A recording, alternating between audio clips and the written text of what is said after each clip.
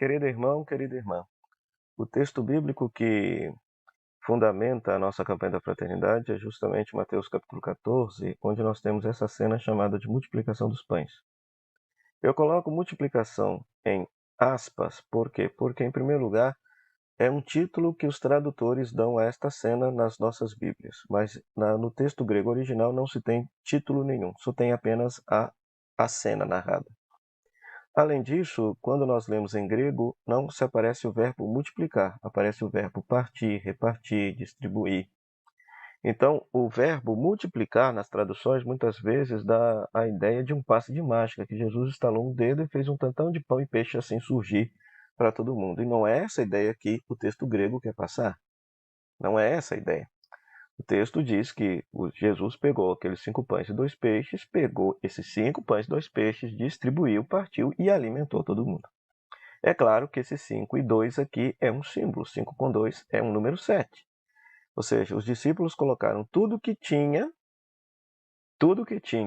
nas mãos de Jesus, e Jesus fez com que esse tudo que tinha pudesse alimentar, por mais que seja pouco, porque lá no final se diz 5.000 homens, sem contar mulheres e crianças. Né? Então, o que 7 coisinhas podem alimentar 5.000 pessoas? Né? Então, aqui está, de fato, um dado para se fazer abrir os olhos, um dado extraordinário. Né? E Jesus aqui, portanto, o evangelista aqui, portanto, nesse texto está querendo ensinar que quando nós colocamos tudo que temos em comum e partilhamos de acordo com a vontade de Jesus, vai se matar a fome de todo mundo e ainda vai sobrar. E ainda vai sobrar. Então, existe o drama da fome porque nós não queremos colocar aquilo que temos nas mãos de Jesus. Nós não queremos partilhar. Nós somos egoístas e, por isso, as pessoas passam fome. E veja só, o que me chama a atenção, além do mais, nesse texto, é justamente a postura dos discípulos. Por quê? É dito no texto que Jesus, ao ver a multidão faminta, Jesus sente compaixão. Esse sentimento de compaixão é um sentimento que aparece somente em Jesus, nos evangelhos. Nenhum outro personagem, aliás, até tem outros personagens que sentem compaixão, mas são os personagens que Jesus conta nas suas parábolas para serem um exemplo para a comunidade. Tipo, o bom samaritano, o pai misericordioso, todos eles sentem compaixão. Mas, a rigor, é um sentimento próprio de Jesus. É Jesus que sente compaixão. Somente Jesus. Então, quem quer ser discípulo de Jesus deve aprender a compadecer-se da dor do próximo, aprender a compadecer-se do sofrimento do próximo. E aí, o que me espanta é a atitude dos discípulos. Os discípulos querem mandar todo mundo com fome embora. Vão embora, se virem, porque vocês não são quadrados. Vejam só. E Jesus corrige essa postura, dizendo: dai-lhes vós mesmos de comer. Eles não têm de ir embora. Dai-lhes vós mesmos de comer. Então, para Jesus, a fome não é um problema de Estado, não é um problema dos governos, não é um problema do prefeito, do governador ou do presidente. É claro que hoje nós temos a consciência que o Estado, seja ele em que instância for, ele deve ter políticas públicas de combate e erradicação da fome no país.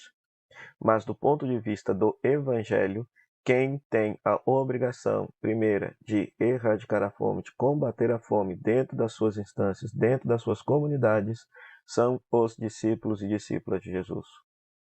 Os discípulos não podem ter esta atitude de querer despedir quem está com fome embora sem resolver o problema desta pessoa. Jesus deixou bem claro: dai-lhes vós mesmos de comer. Jesus estava dizendo isso para os discípulos daquela época, como agora está dizendo para cada um de nós, para todo aquele que se coloca diante desse texto, deve escutar este imperativo de Jesus: dai-lhes vós mesmos de comer. E como nós haveremos de dar de comer? É partilhando aquilo que nós temos. É partilhando aquilo que nós temos com os mais necessitados, né? Com aquele pobre que bate na nossa porta, ajudando entidades filantrópicas reconhecidas que trabalham na erradicação da fome, contribuindo com alimentos, contribuindo com recursos financeiros para essas entidades, para esses grupos, associando-nos à Sociedade São Vicente de Paulo, os Vicentinos, que é o grande braço social da Igreja Católica no mundo. O grande braço da Igreja Católica no mundo são os vicentinos, a Sociedade São Vicente de Paulo, né? Então, que fazem um trabalho muito bonito nas nossas comunidades de combate à fome, de assistência social. Percebe?